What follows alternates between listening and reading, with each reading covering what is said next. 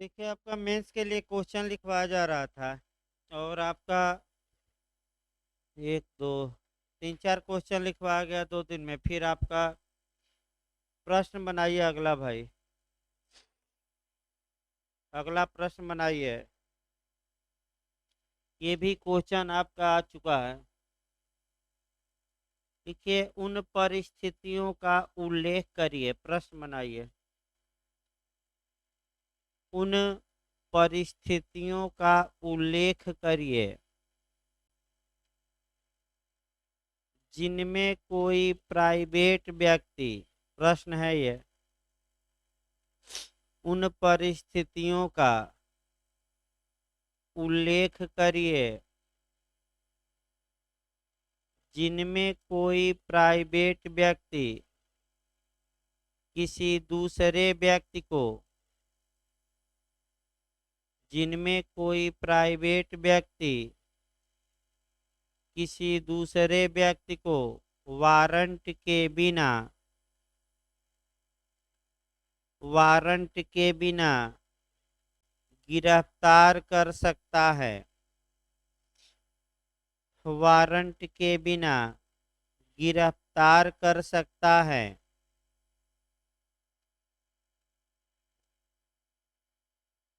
इसी लाइन में लिखना है।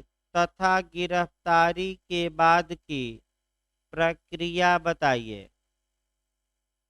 तथा गिरफ्तारी के बाद की प्रक्रिया बताइए। ये भी क्वेश्चन आपका मेंस में आ चुका है, उत्तराखंड में भी और यूपी में भी। लिखिए भाई, आपका पैराग्राफ चेंज करके उत्तर लिखिए। उत्तर लिखिए आपका। सामान्यतः किसी व्यक्ति को, उत्तर लिखिए, सामान्यतः किसी व्यक्ति को वारंट के बिना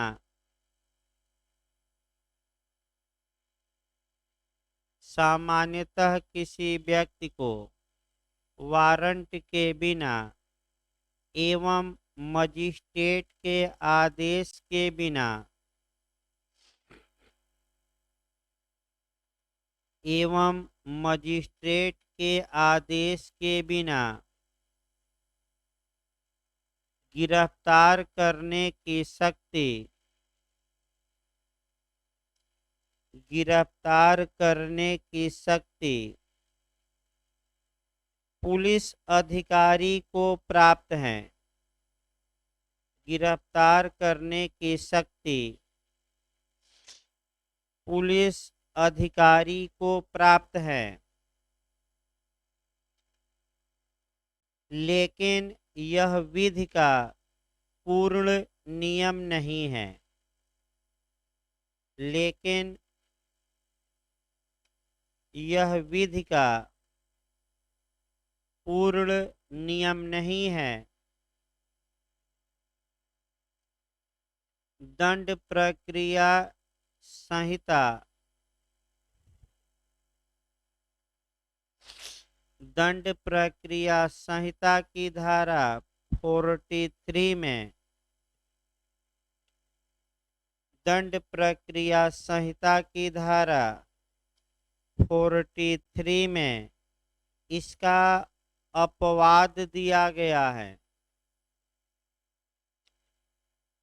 दंड प्रक्रिया संहिता की धारा 43 में इसका अपवाद दिया गया है, जहां कुछ परिस्थितियों में जहां कुछ परिस्थितियों में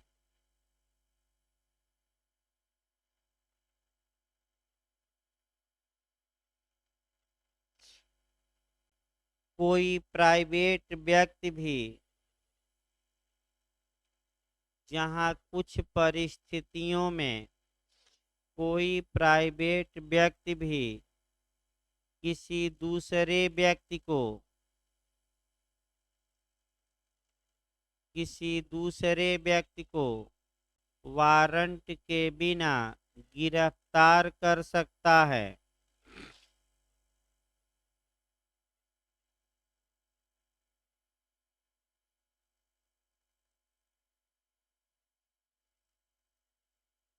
किसी दूसरे व्यक्ति को गिरफ्तार कर सकता है। पैराग्राफ चेंज करके लिखिए सेक्शन 43 यानी कि धारा 43। हेडिंग डालिए धारा 43। हेडिंग डालिए इसमें प्राइवेट व्यक्ति द्वारा गिरफ्तारी। प्राइवेट व्यक्ति द्वारा गिरफ्तारी और ऐसी गिरफ्तारी पर प्रक्रिया। प्राइवेट व्यक्ति द्वारा गिरफ्तारी और ऐसी गिरफ्तारी पर प्रक्रिया। ये हेडिंग है, थोड़ा मोटे में लिखना है। फिर पैराग्राफ चेंज करके लिखिए 1। पैराग्राफ चेंज कर लीजिएगा 1 में लिखिए। लिखिए कोई प्राइवेट व्यक्ति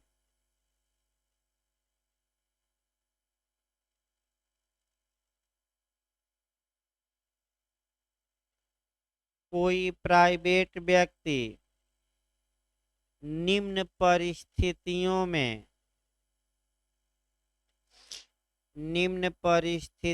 में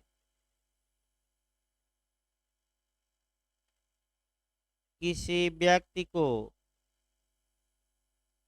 कोई प्राइवेट व्यक्ति निम्न परिस्थितियों में किसी व्यक्ति को वारंट के बिना गिरफ्तार कर सकता है। निम्नलिखित परिस्थितियों में किसी व्यक्ति को वारंट के बिना गिरफ्तार कर सकता है। पैराग्राफ चेंज करके लिखिए फर्स्ट। फर्स्ट में लिखिएगा फर्स्ट।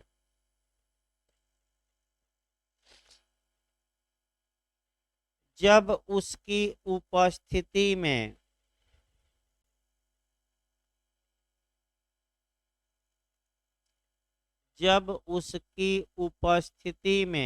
कोई प्राइवेट व्यक्ति प्राइवेट ना लिखे भाई, जब उसकी उपस्थिति में ऐसे लिखे, जब उसकी उपस्थिति में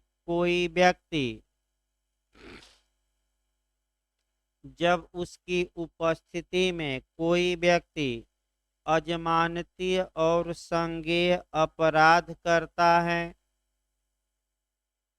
अजमानती और संज्ञेय अपराध करता है यानी कि नॉन बेलेबल ऑफेंस और कॉग्निजेबल।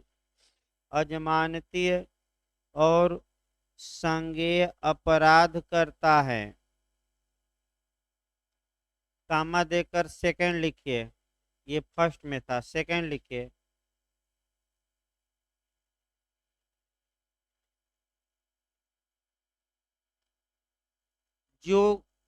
जो उद्घोषित अपराधी हो, जो उद्घोषित अपराधी हो। सेकंड में लिखना है जो उद्घोषित यानी कि फरार, उद्घोषित अपराधी हो। खड़ी पाई दे दीजिए, पैराग्राफ चेंज करके इसी में लिखना है। लिखिए पैराग्राफ चेंज करके उपर्युक्त व्यक्तियों को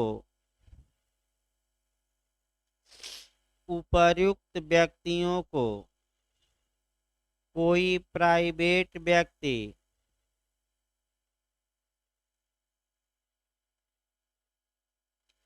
स्वयं गिरफ्तार कर सकता है। उपर्युक्त व्यक्तियों को कोई प्राइवेट व्यक्ति स्वयं गिरफ्तार कर सकता है।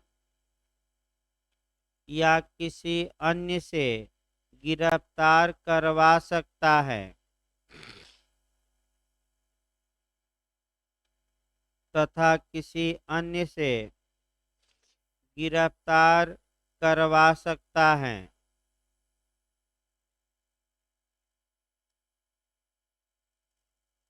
और ऐसे गिरफ्तार किए गए व्यक्ति को, इसी लाइन में अभी लिखना है, और ऐसे गिरफ्तार किए गए व्यक्ति को अनावश्यक विलंब के बिना, और ऐसे गिरफ्तार किए गए व्यक्ति को अनावश्यक विलंब के बिना पुलिस अधिकारी के हवाले कर देगा।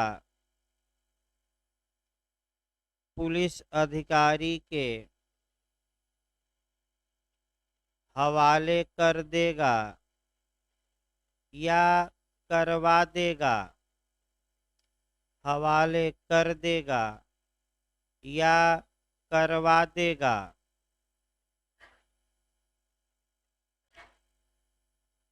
या पुलिस अधिकारी की अनुपस्थिति में, इसी लाइन में अभी लिखना है, या पुलिस अधिकारी की अनुपस्थिति में ऐसे व्यक्ति को, या पुलिस अधिकारी की अनुपस्थिति में ऐसे व्यक्ति को अभिरक्षा में निकटतम पुलिस थाने ले जाएगा। निकटतम पुलिस थाने ले जाएगा या भिजवाएगा। या भिजवाएगा।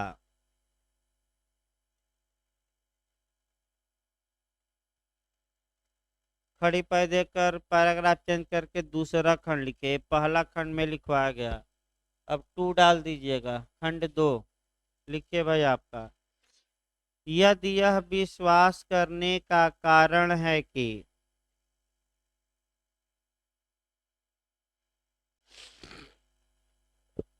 यदि यह विश्वास करने का कारण है कि ऐसा व्यक्ति धारा 41 के यदि यह विश्वास करने का कारण है कि ऐसा व्यक्ति धारा 41 के उपबंधों के अंतर्गत आता है, उपबंधों के अंतर्गत आता है, तो पुलिस अधिकारी उसे फिर से गिरफ्तार करेगा। तो पुलिस अधिकारी उसे फिर से गिरफ्तार करेगा।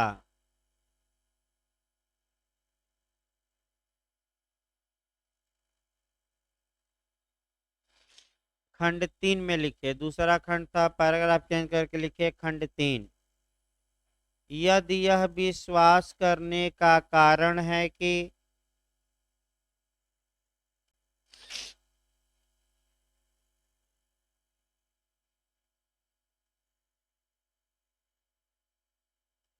यदि यह विश्वास करने का कारण है कि उसने असंज्ञेय अपराध किया है,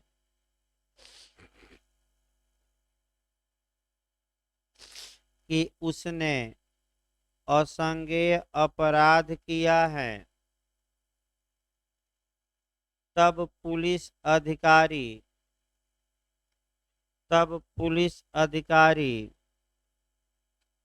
धारा 42 के अंतर्गत कार्यवाही करेगा। तब पुलिस अधिकारी धारा 42 के अंतर्गत कार्यवाही करेगा।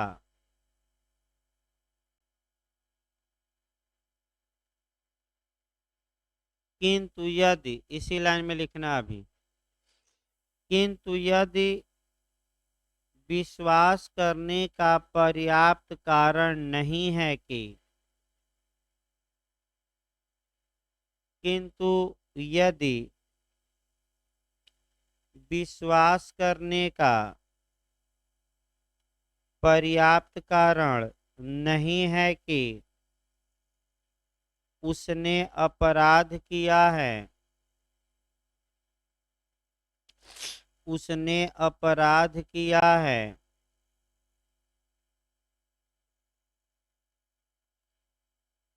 तो वह तुरंत छोड़ दिया जाएगा।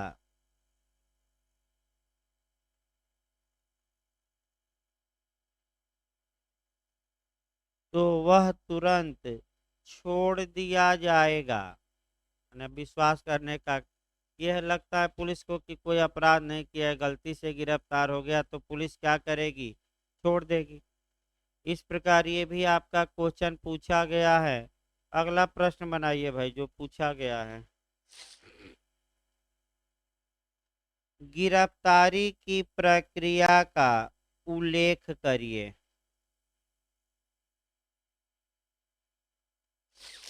गिरफ्तारी की प्रक्रिया का उल्लेख करिए।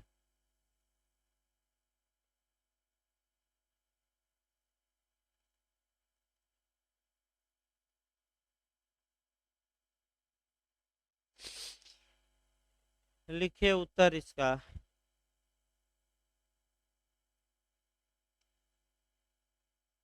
दंड प्रक्रिया संहिता की धारा 46 में,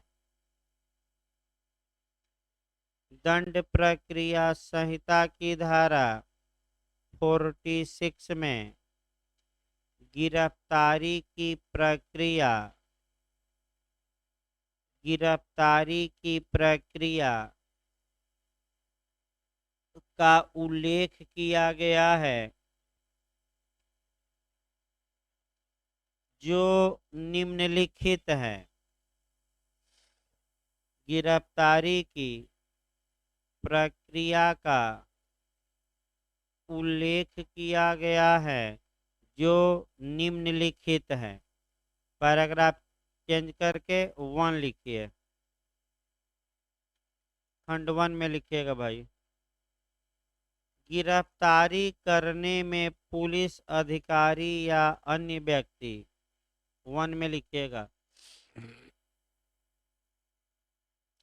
गिरफ्तारी करने में पुलिस अधिकारी या अन्य व्यक्ति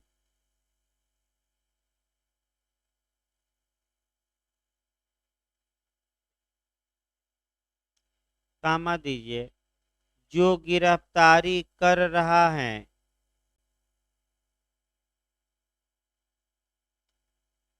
जो गिरफ्तारी कर रहा है, फिर कामा दीजिए, गिरफ्तार किए जाने वाले व्यक्ति के, गिरफ्तार किए जाने वाले व्यक्ति के शरीर को, शरीर को वस्तुतः छुएगा, शरीर को वस्तुतः छुएगा या परिरुद्ध करेगा, या परिरुद्ध करेगा जब तक उसने, जब तक उसने वचन या कर्म द्वारा, जब तक उसने वचन या कर्म द्वारा अपने को अभिरक्षा में,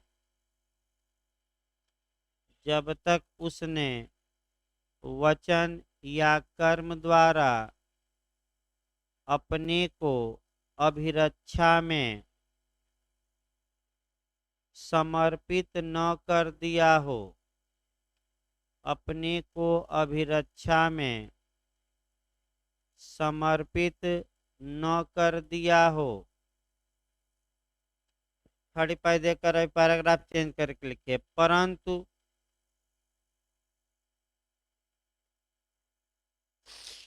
जहां किसी स्त्री को गिरफ्तार करना हो,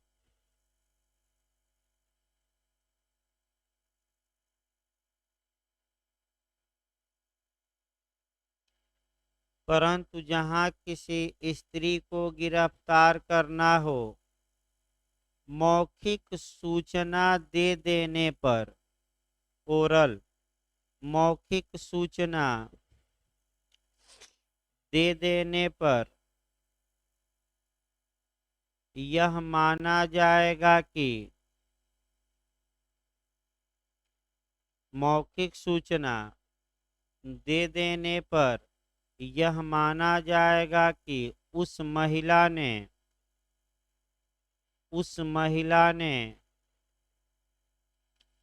अपने को अभिरक्षा में समर्पित कर दिया है। उस महिला ने अपने को अभिरक्षा में समर्पित कर दिया है। जब तक महिला विपरीत आचरण न दर्शाए, जब तक महिला विपरीत आचरण न दर्शाए,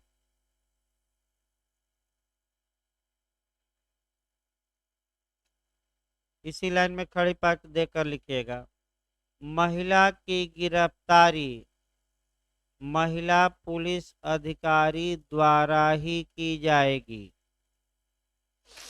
महिला की गिरफ्तारी महिला पुलिस अधिकारी द्वारा ही की जाएगी।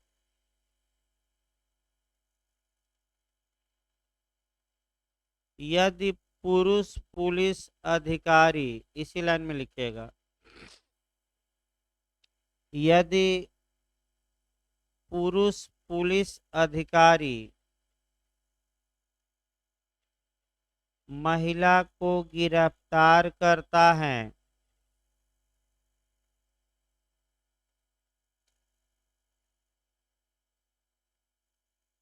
महिला को गिरफ्तार करता है, तब गिरफ्तार करने में उसके शरीर को नहीं छुएगा। तब गिरफ्तार करने में उसके शरीर को नहीं छुएगा।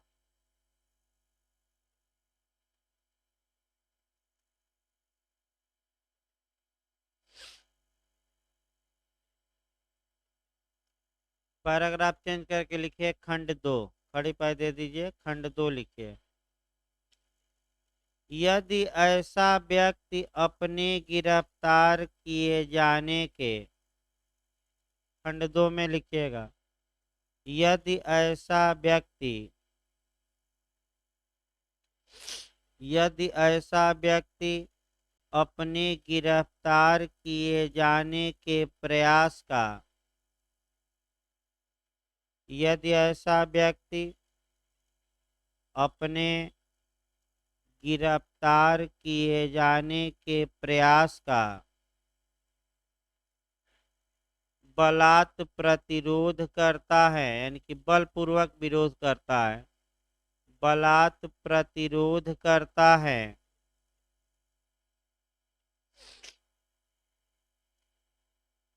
या गिरफ्तारी से बचने का प्रयत्न करता है, या गिरफ्तारी से बचने का प्रयत्न करता है,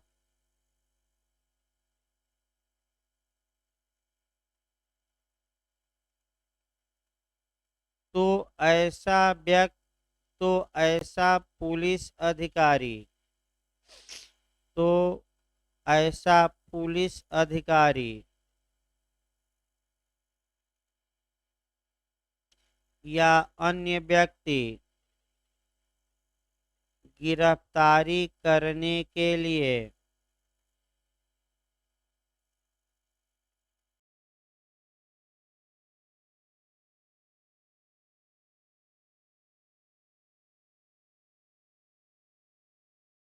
को उपयोग में ला सकता है, आवश्यक सब साधनों को उपयोग में ला सकता है।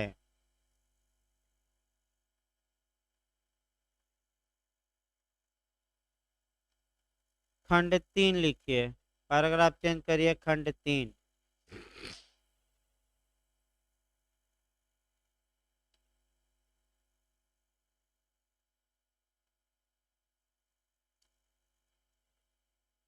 मृत्यु या आजीवन कारावास से दंडनीय।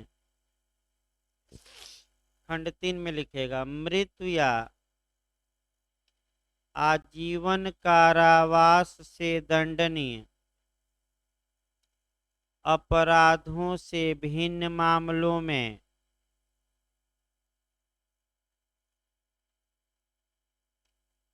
मृत्यु या आजीवन कारावास से दंडनीय अपराधों से भिन्न मामलों में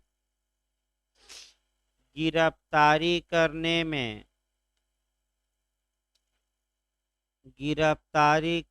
में मृत्यु कारित नहीं की जा सकती। गिरफ्तारी करने में मृत्यु कारित नहीं की जा सकती। देखिए उल्टा लिखवा गया जैसे बेयर एक्ट में है। इसका मतलब सीधा ये हुआ कि अगर किसी व्यक्ति ने ऐसा अपराध किया है जिसमें फांसी की सजा हो सकती है या लाइफ इम्प्रिजमेंट हो सकता है, तो गिरफ्तारी करने में अगर वह विरोध करता है तो मृत्यु तक भी कारित की जा सकती है। ये सीधा अर्थ हुआ, लेकिन बेयर एक्ट में उल्टा है, इसको लिखवा गया बेयर एक्ट की भाषा में। अगला लिखिए आपका खंड 4, पैराग्राफ चेंज करके लिखिए खंड 4। लिखिए सामान्यतः किसी स्त्री को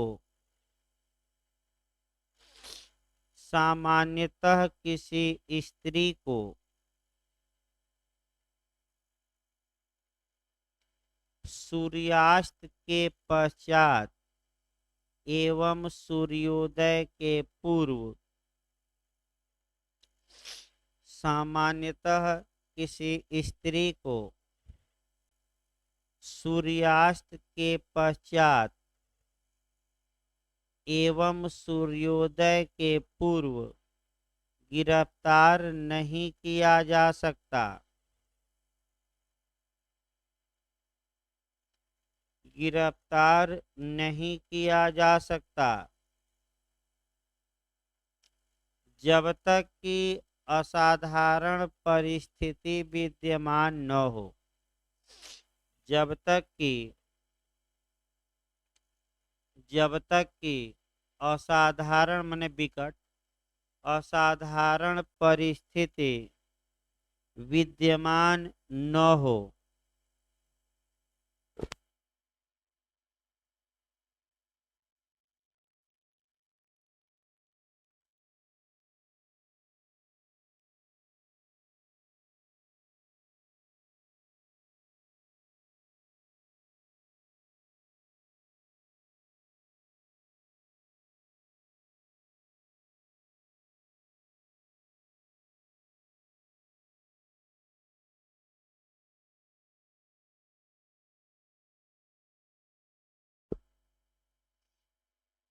लिखिए वाक्य बोलिए तो। जब तक कि असाधारण परिस्थितियां विद्यमान न हो। इसी में लिखिए असाधारण परिस्थिति विद्यमान होने पर इसी लाइन में लिखना अभी। असाधारण परिस्थिति विद्यमान होने पर कोई स्त्री पुलिस अधिकारी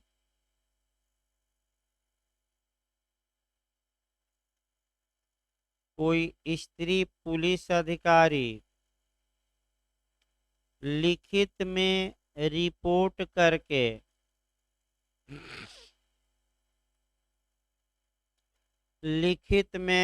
रिपोर्ट करके कामा दीजिए ऐसे प्रथम वर्ग के न्यायिक मजिस्ट्रेट की ऐसे प्रथम वर्ग के न्यायिक मजिस्ट्रेट की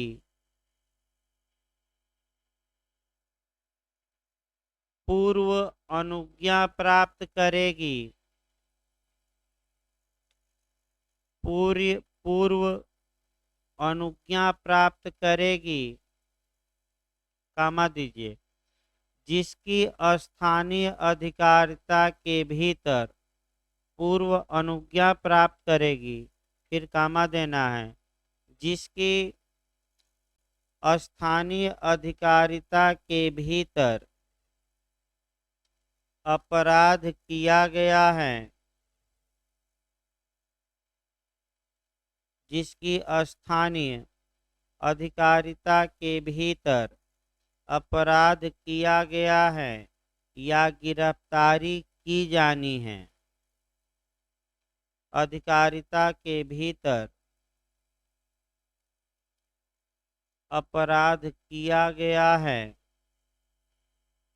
या गिरफ्तारी की जानी है।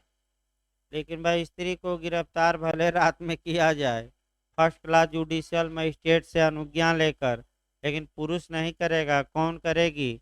स्त्री ही। और स्त्री जाएगी और लिखित में रिपोर्ट करेगी और अनुमति लेगी। किससे अनुमति लिया जाएगा? First class judicial magistrate. Paragraph change करके केस लिखिए। प्रावधान समाप्त हो गया, लिखिए। गुरुबख्श सिंह बनाम पंजाब राज्य। गुरुबख्श सिंह बनाम पंजाब राज्य। AIR 1980 supreme court. Gurbaksh Singh versus Punjab राज्य, AIR 1980 सुप्रीम कोर्ट। लिखिए। प्रस्तुत मामले में, पैराग्राफ चेंज करके लिखिए। प्रस्तुत मामले में उच्चतम न्यायालय ने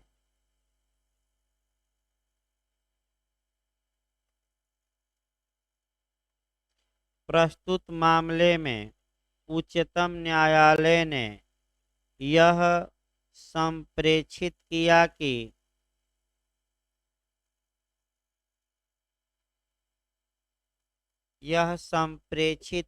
कि गिरफ्तारी के लिए विशेष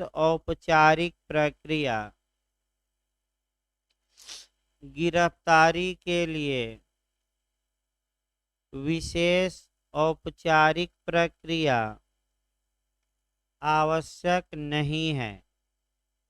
गिरफ्तारी के लिए विशेष औपचारिक प्रक्रिया माने फॉर्मल प्रोसीजर आवश्यक नहीं है, बल्कि यह सुनिश्चित करना है कि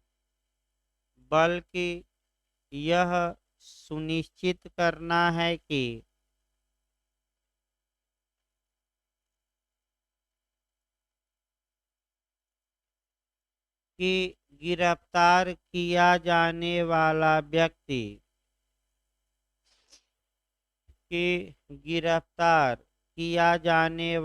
व्यक्ति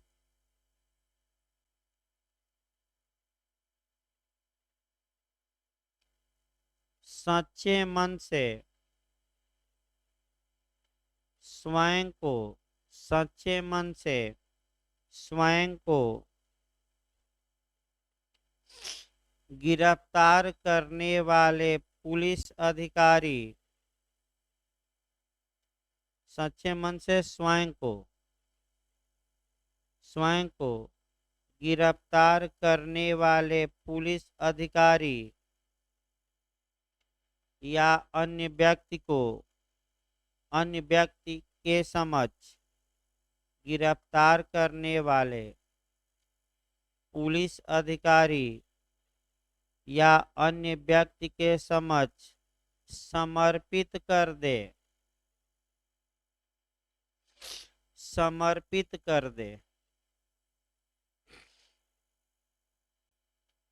अगला प्रश्न बनाइए जो पुछल्ला पूछा गया भाई।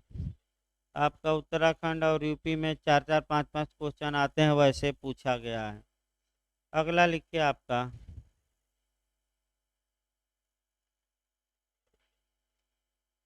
प्रश्न बनाइए तो जब पुलिस अधिकारी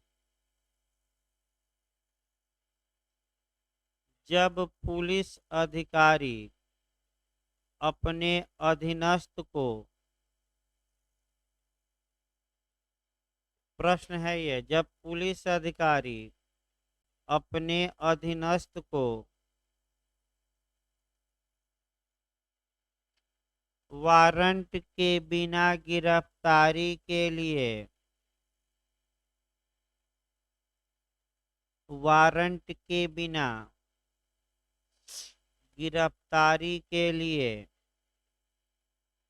प्रतिनियुक्त करता है,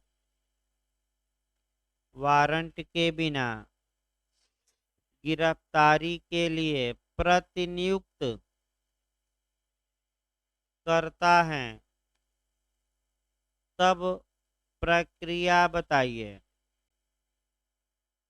क्या प्रक्रिया अपनाई जाएगी? तब प्रक्रिया बताइए। लिखिए पैराग्राफ चेंज करके भाई, उत्तर लिखिए।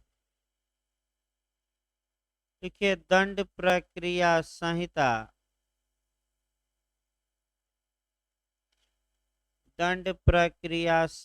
की धारा 55 एवं 74 में, दंड प्रक्रिया संहिता की धारा 55 एवं 74 में यह सिद्धांत समाहित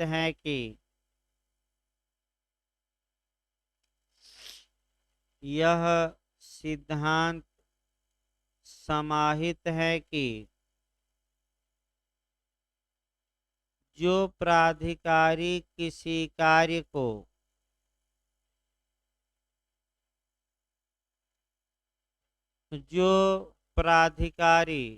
माने अथॉरिटी किसी कार्य को स्वयं कर सकता है,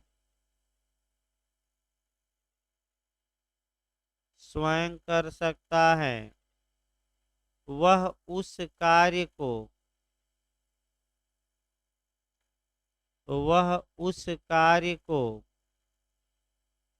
अपने अधीनस्थ प्राधिकारी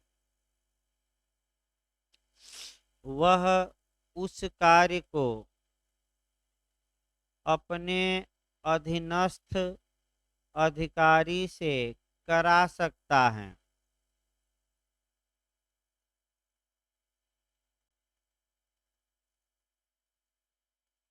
वह उस कार्य को अपने अधीनस्थ प्राधिकारी से करा सकता है। खड़ी पर देकर हेडिंग आपका अगला लिखिए धारा 55, लिखिए पैराग्राफ चेंज करके धारा 55, हेडिंग डालिए जब पुलिस अधिकारी वारंट के बिना, हेडिंग डालिए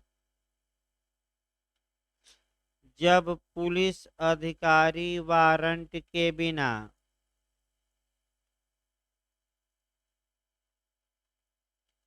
गिरफ्तार करने के लिए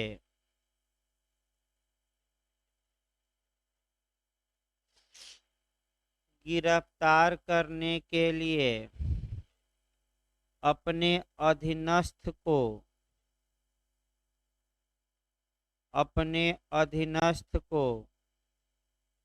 प्रतिनियुक्त करता है।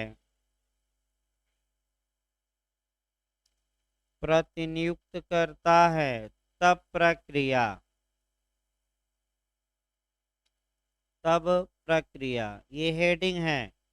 हेडिंग के बाद ये लाइन छोड़ देना है। पैराग्राफ चेंज करके लिखिए 1 क्लास 1। पैराग्राफ चेंज करके लिखा जाता है 1 लिखिए। जब अध्याय 12 के अधीन 1 में लिखिएगा। जब अध्याय 12 के अधीन अन्वेषण करता हुआ कोई पुलिस थाने का भार साधक अधिकारी जब अध्याय 12 यानी कि 12 के अधीन अन्वेषण करता हुआ कोई पुलिस थाने का भार साधक अधिकारी कामा दीजिए या कोई पुलिस अधिकारी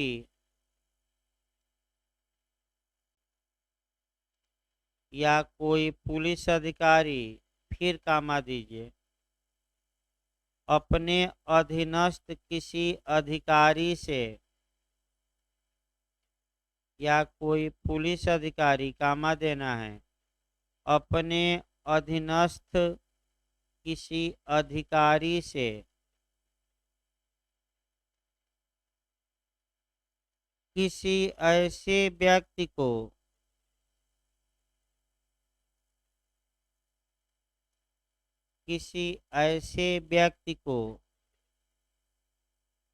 जो वारंट के बिना विधि पूर्वक किसी ऐसे व्यक्ति को जो वारंट के बिना विधि पूर्वक गिरफ्तार किया जा सकता है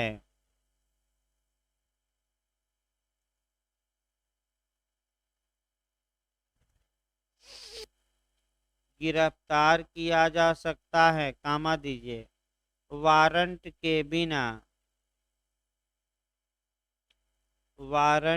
बिना फिर पोस्ट में लिखिएगा इसके बाद अपनी उपस्थिति में नहीं अन्यथा पोस्ट में ये लिखिएगा अपनी उपस्थिति में नहीं अन्यथा पोस्ट बंद कर दीजिए। ये शब्द पोस्ट में लिखना है। लिखिए आगे गिरफ्तार करने की अपेक्षा करता है पोस्ट बंद करने के बाद लिखना है गिरफ्तार करने की अपेक्षा करता है कामा दीजिए फिर तब वह उस व्यक्ति को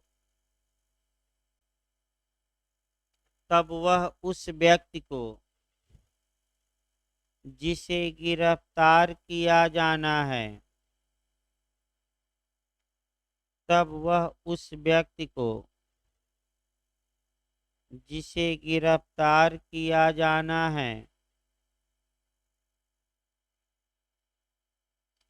और उस अपराध का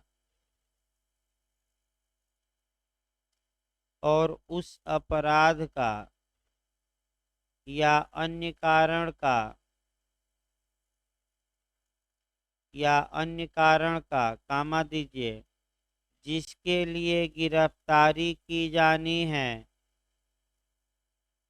या अन्य कारण का कामा देना है जिसके लिए गिरफ्तारी की जानी है फिर कामा दीजिए विनिर्देश करते हुए लिखित आदेश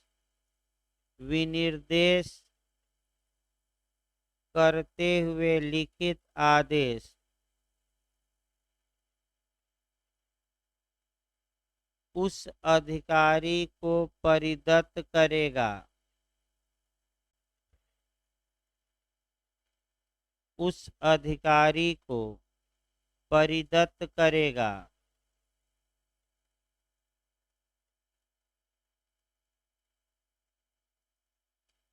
जिससे यह अपेक्षा है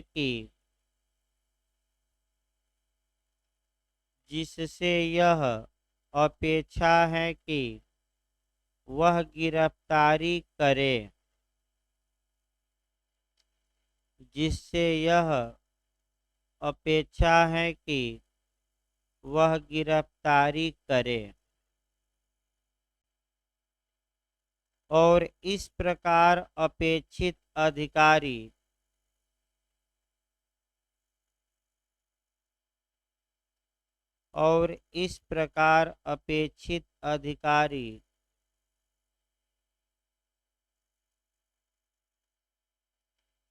उस व्यक्ति को जिसे गिरफ्तार करना है उस व्यक्ति को जिसे गिरफ्तार करना है उस आदेश का सार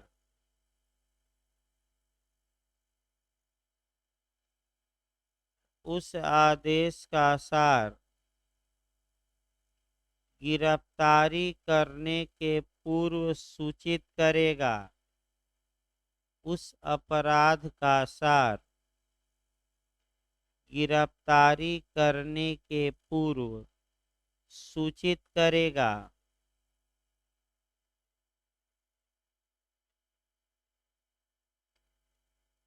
और यदि वह व्यक्ति अपेक्षा करे और यदि वह व्यक्ति अपेक्षा करे तो उसे वह आदेश दिखा देगा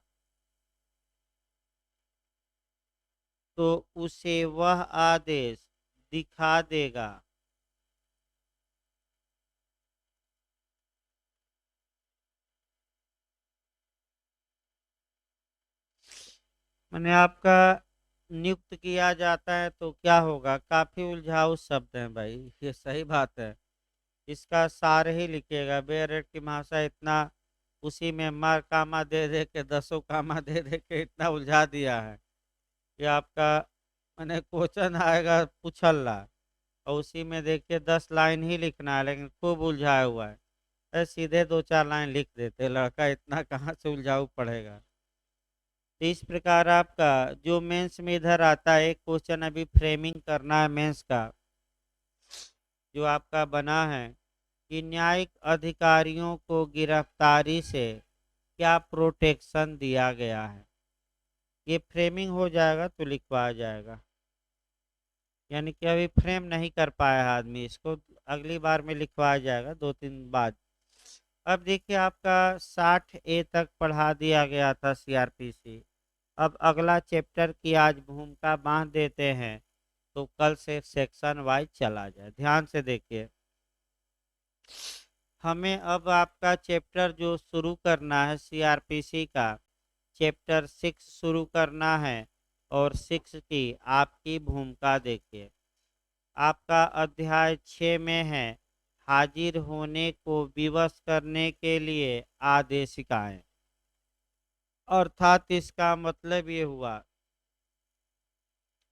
कि न्यायालय में किसी व्यक्ति को, चाहे वह प्रतिभू हो, चाहे वह अभियुक्त हो, चाहे वह गवाह हो, यानी कि चाहे वह एक्यूज्ड हो, चाहे विटनेस हो, या सोटी वाला हो, जमानतदार हो, यदि न्यायालय किसी व्यक्ति को अपने समक्ष बुलाना चाहता है तो ऐसी दशा में आपराधिक मामलों में न्यायालय को कुछ पावर होना चाहिए, कुछ शक्ति होनी चाहिए कि वह किसी भी व्यक्ति को अपने समक्ष हाजिर कराए।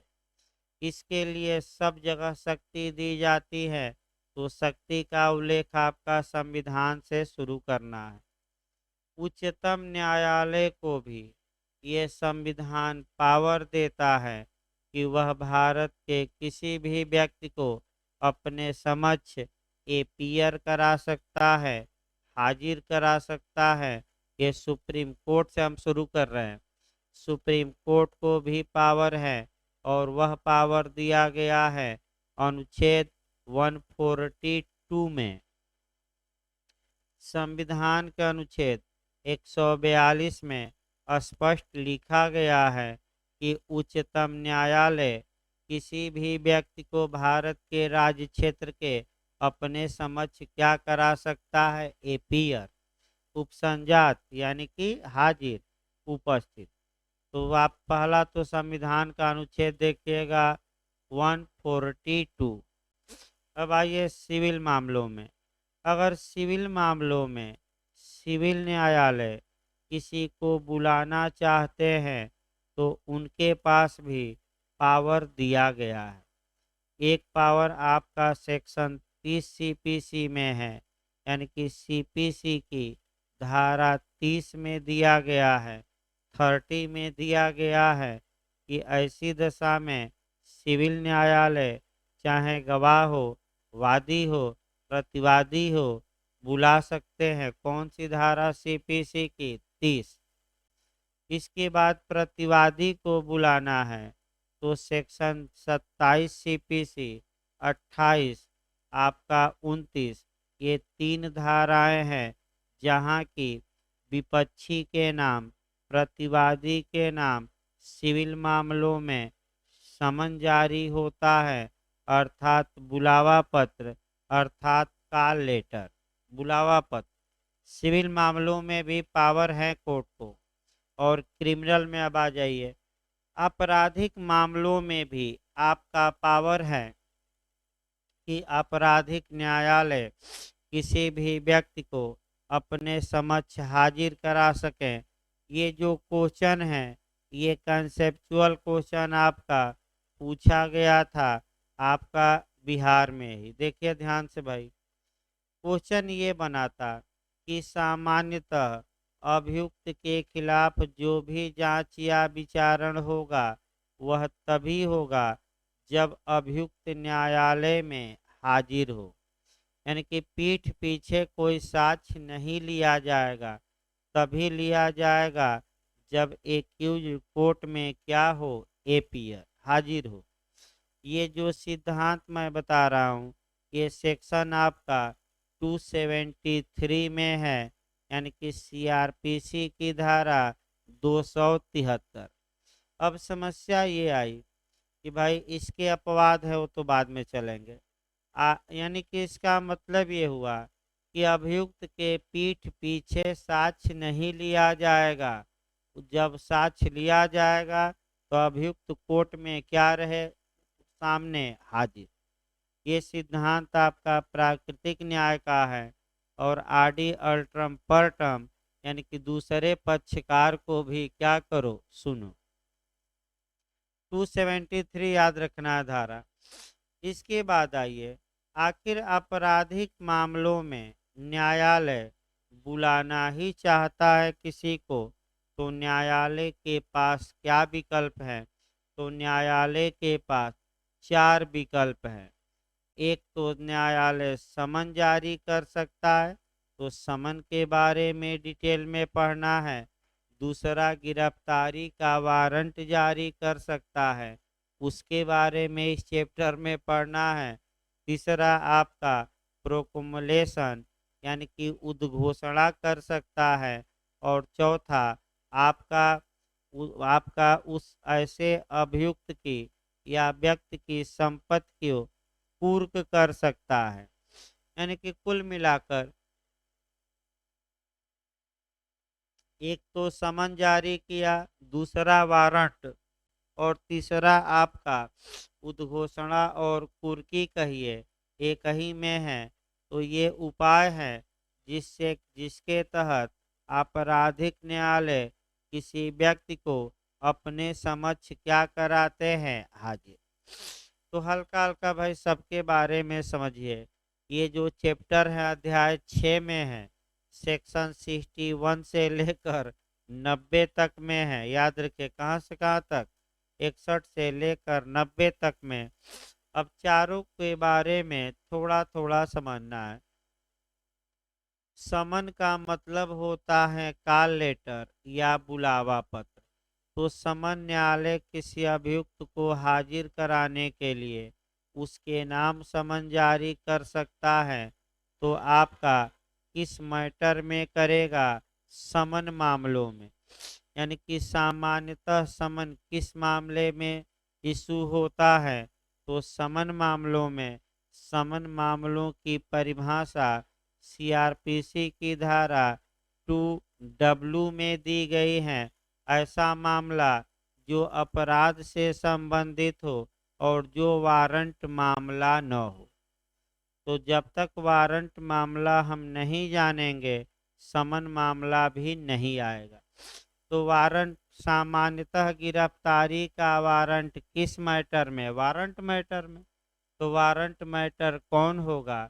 इसकी परिभाषा सीआरपीसी की धारा 2X में दी गई है।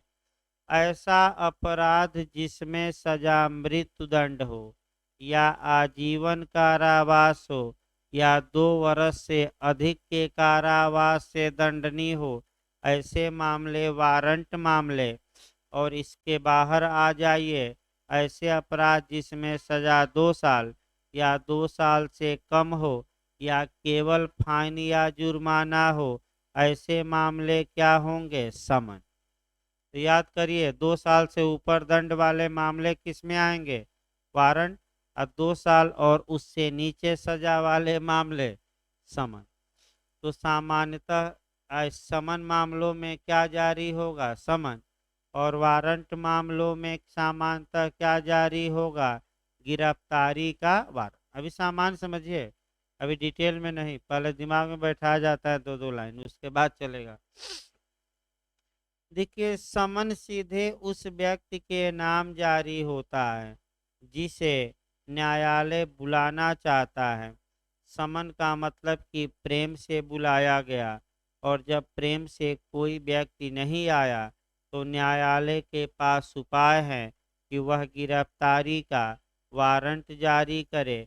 और गिरफ्तारी का वारंट जब कोर्ट जारी कर देता है तो पुलिस जाएगी और जबरदस्ती गिरफ्तार करके क्या करेगी? आपको कोर्ट में लाएगी। यानी कि समन प्रेम से बुलाया गया और वारंट में किसको आदेशित किया गया? पुलिस को, कि जाइए वारंटी को गिरफ्तार करके क्या करिए? लाइए।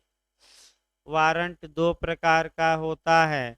एक बेलेबुल, BW कोर्ट में कहा जाता है, जब जाएंगे कचहरी उचहरी में तो खूब यूज होता है BW।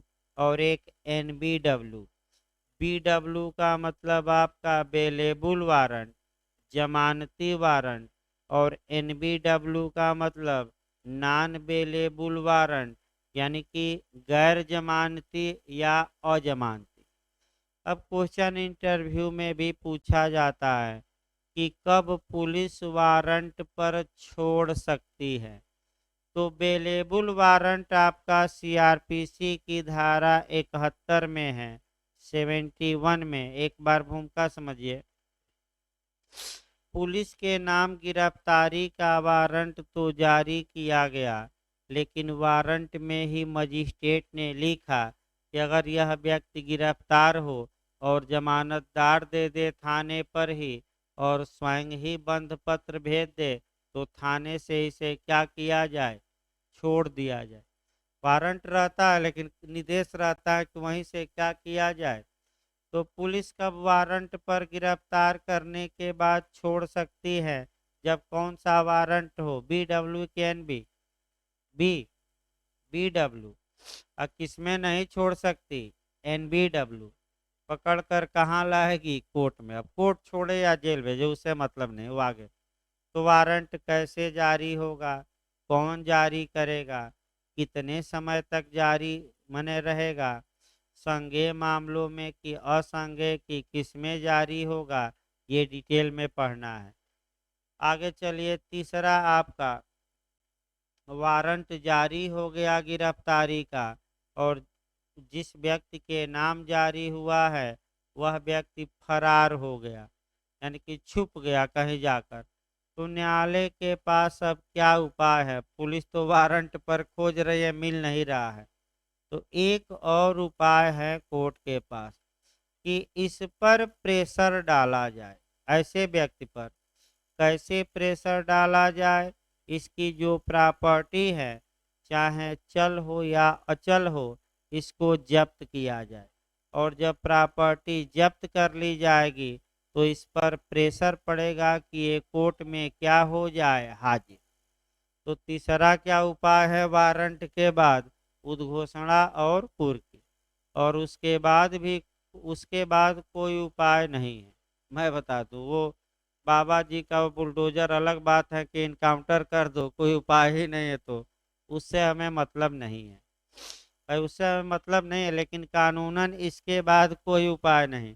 तो तीन तरीके हैं हाजिर होने कराने के लिए: समन, दूसरा क्या वारंट, और तीसरा उसकी संपत्ति को क्या किया जाता है, कुर्क। और इसलिए कि उस पर दबाव पड़े कि वह कोर्ट में क्या हो जाए, हाजिर। तीन तरीका याद रखिए। अब समस्या ये आई कि मान लीजिए समन जारी किया गया, समन पर नहीं आ रहा है। तो प्रेम से जब कहा गया कि न करो ये काम, अब फिर भी नहीं माना, तो अब गिरफ्तारी का वारंट हो जारी होगा। भले ही मामला समन मामला हो, ये 87 काम करेगी। मेंस में भी पूछा जाता है, प्री में भी, कि उन परिस्थितियों का वर्णन करिए जिसमें समन मामलों में गिरफ्तारी का वारंट जारी किया जा सकता है। तो आपका टू लिखना है, आपका डब्लू, और इसके बाद आपका 87।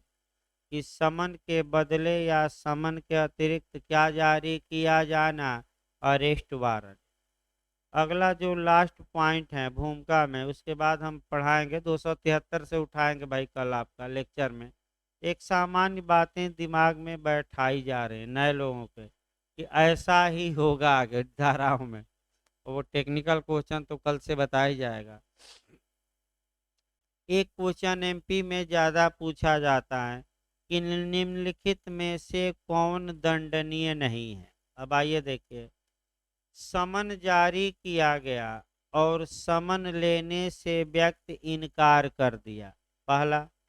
दूसरा, समन रिसीव ही न हो, घर में ताला बंद करके फरार हो गया। और समन रिसीव कर लिया लेकिन कोर्ट में आया नहीं। तो कौन इसमें दंडनीय है और कौन नहीं है? क्यों ही नहीं, कैसे थोड़ा हो जाएगा, ऐसे ही थोड़े बताया जा रहे हैं भाई आपके कहने से। यही तो टेक्निकल प्रश्न है, इसीलिए तो समन लेने से इनकार करना दंडनीय नहीं है, याद रखिएगा। यानी कि समन लेने से, एक उदाहरण देखिए भाई, जब आप कोई नहीं बता रहे हैं तो थोड़ा डिटेल में चलना पड़ेगा। देखिए आपका, अगर न्यायालय ने ए के नाम समन जारी किया तो सामान्यतः पुलिस ही समन लेकर जाती है। पुलिस ए के पास समन लेकर गई तो लोग डर जाते हैं कि पुलिस क्या लेकर आ गई है। जबकि ए ने समन लेने से क्या किया, इनकार कि जाइए हम नहीं लेंगे, तो क्या ये सजा पाएगा? नहीं। क्यों? क्योंकि न्यायालय के पास एक विकल्प है, और वह विकल्प है 87 में, कि जब नहीं आपका आया समन पर नहीं लिया तो क्या जारी करे, गिरफ्तारी का। और उसके बाद अगर अवेलेबल नहीं है तो पुलिस जाएगी और इनको पकड़ कर अब कहाँ लाएगी, न्यायालय में। अब वो प्रेम से नहीं। तो क्या दंडनीय नहीं है, याद रखिएगा, समन लेने से क्या करना, इनकार। और क्या दंडनीय है ये भी हम बता दे रहे हैं लास्ट में। ये जान लिया कि पुलिस आ रही है समन लेकर, घर में ताला बंद करके क्या हो गया, फरार। दंडनीय है ये समन ले लिया लेकिन जिस तारीख को कोर्ट में हाजिर होना था वह हाजिर ही नहीं हुआ, तब भी दंडनीय है। और ए भाग गया था, इसके घर की दीवार पर समन को क्या कर दिया गया था, चस्पा कर दिया गया था, चस्पा करके देखे होंगे। और आया तो ये जो चस्पा था क्या किया, फाड़ दिया, फिर भी दंडनीय। यानी कि उद्घोषणा को फाड़ना भी क्या है, तो सतर्क रहिएगा। आपका क्या दंडनीय नहीं है, तो सतर्क होकर जाइएगा। एमपी में समन लेने से क्या करना, डिनाई, ये दंडनीय नहीं है। क्यों? क्योंकि न्यायालय इसके बाद जबरदस्ती करेगा और क्या जारी कर सकता है, वारंट। तो वारंट में कौन वारंट, सामान्यतः पहले बीडब्ल्यू जारी होता है, इसके बाद कौन सा, एनबीडब्ल्यू। देखिए आपका गांव देहात में क्या होता है कि पुलिस आपका समन लेकर आई, जो भी पक्षी है चाहता है कि हम इनको जेल ही भेजवाएंगे, तो पुलिस को 2-4 सौ देकर और कह देता है कि लिख कर कोर्ट को भेज दीजिए कि गया घर में ताला बंद करके क्या था, फरार। फिर न्यायालय ने जारी किया, फिर पुलिस लेकर भेज दी, अब क्या हो क्या, उसके बाद उपाय है ना जबरदस्ती क्या जारी करना, गिरफ्तारी का वारंट।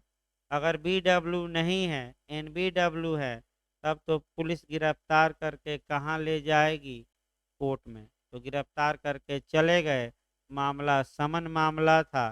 तो ये विपक्षियों को परेशान करने के लिए भी इसका हथियार के तौर पर क्या किया जाता है, प्रयोग। तो भाई थोड़ा रेस्ट ले लीजिए 15 मिनट, तो